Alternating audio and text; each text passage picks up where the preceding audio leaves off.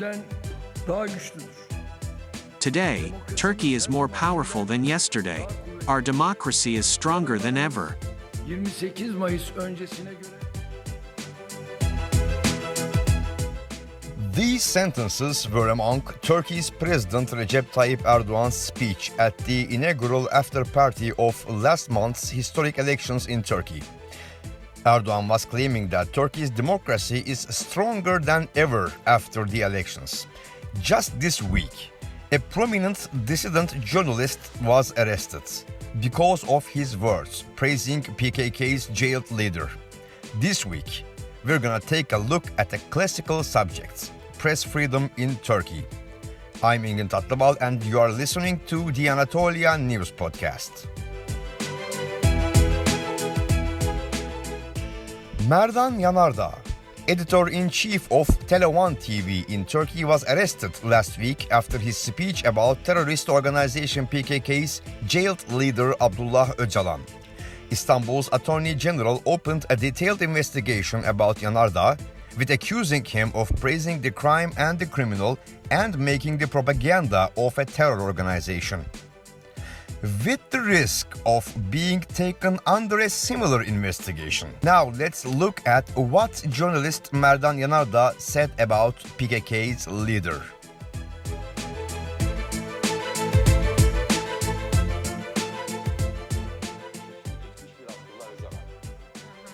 Ve kabul etmek gerekir ki çok uzun süredir, yani 25 yıldır hapiste ve tecritli olan bir kişiler söylüyor. Öcalan is older than 70 years.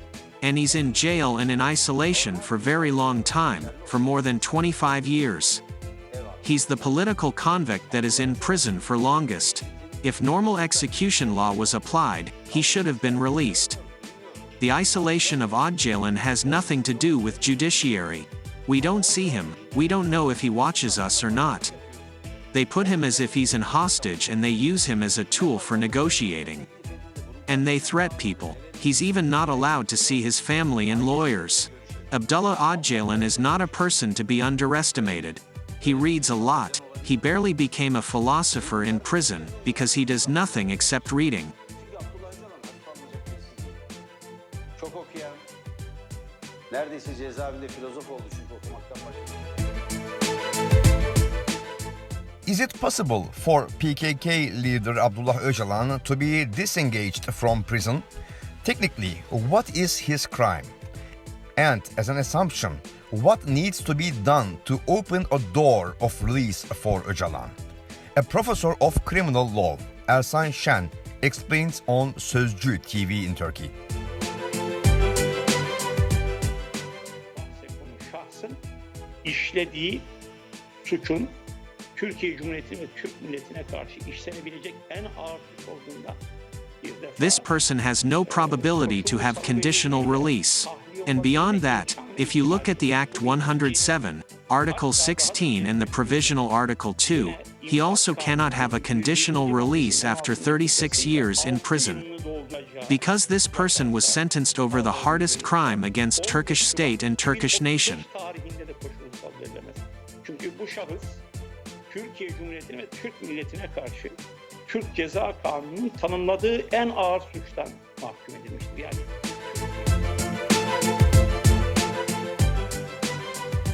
Professor Ersan Şen says the parliament needs to change the Act 107, Article 16 of the Law on Execution of Sentences to pave the way of releasing PKK's leader in a conditional case. And even if so, he cannot be released until year 2036 anyway. And as Professor Şen says again, an amnesty also needs to be approved by the parliament can make Öcalan be disengaged. Now, journalist Merdan Yanardağ. Why he was arrested? Yanardağ's custody, followed by his arrest, was relying on Turkish Penal Code Act 215 and Anti-Terror Law Act 7 Article 2. These laws are assuring the penalization of praising the crime and the criminal, plus making the propaganda of a terror organization. And also, these laws, with other similar ones, bring the restrictions on press freedom and expression freedom.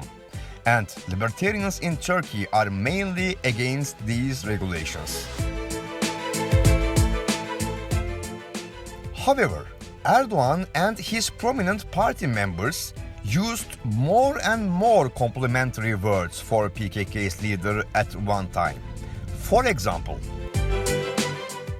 I sent our friend to meet the PKK. If anyone has any bother, tell directly to me. Recep Tayyip Erdogan, Prime Minister of the time. Ocalan has the ability and experience to analyze the incidents. He's the new actor of the region. Yalçın Akdoğan, Vice Prime Minister of the time. We made it a non-crime to use the expression of esteemed Mr. Ocalan. Bülent Arınç, Vice Prime Minister of the time. The point that Ocalan stands has contributions to Turkey. He's saying so valuable things. Mehmet Metiner, former AK Party MP. Abdullah Ocalan foresees the world's future well. His demands are normal and rightful. Hüseyin Aktay, former AK Party MP. And journalist İsmail Saymaz points out the fact that the articles that are being used as a reason to arrest journalist Merdan Yanardağ should have been used for these politicians too, if the motivation of the judiciary authorities are sincere. Terör propagandası ve suçluyu övmek olarak değerlendirirseniz If you accept this case as praising the crime and the criminal, you need also to accept that this accusation is changeable due to time period and due to personality. AK party members can say such things, but Merdan Yanardağ can't. Isn't it? If Merdan Yanardağ said such things before the 14th of May elections, nothing would happen to him. But today, he's arrested. If Merdan Yanardağ said such things in 2013, he would be invited to Wise People Committee. But today, he's arrested. There's an issue with who says such things and to which political benefit these things work for. 2013 yazında söyleseydi, Merdan Yanardağ akil adamlar heyetine davetiye alırdı.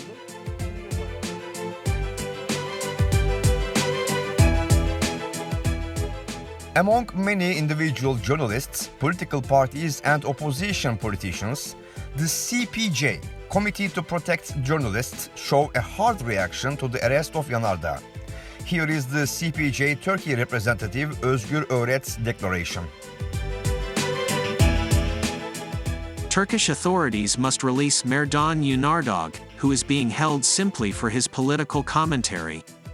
Yanardağ's arrest is a challenge to all Turkish journalists and commentators and can only be seen as a means of intimidating them from discussing sensitive issues. Authorities must work to improve the country's freedom of speech rather than continue to hinder it.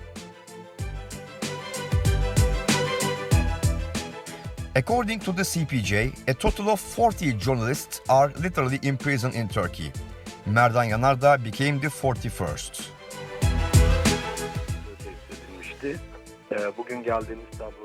Today, there can be nobody that can say, there's freedom of press in Turkey.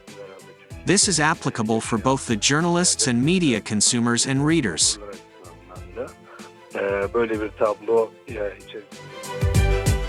And this was Gökhan Durmuş's view, the chairperson of Journalists Union of Turkey. Press freedom in Turkey is one of the hardest and most critical issues in terms of the country's democracy journey. And the Anatolia News Podcast will keep the developments and spread the word for this struggle as much as it can.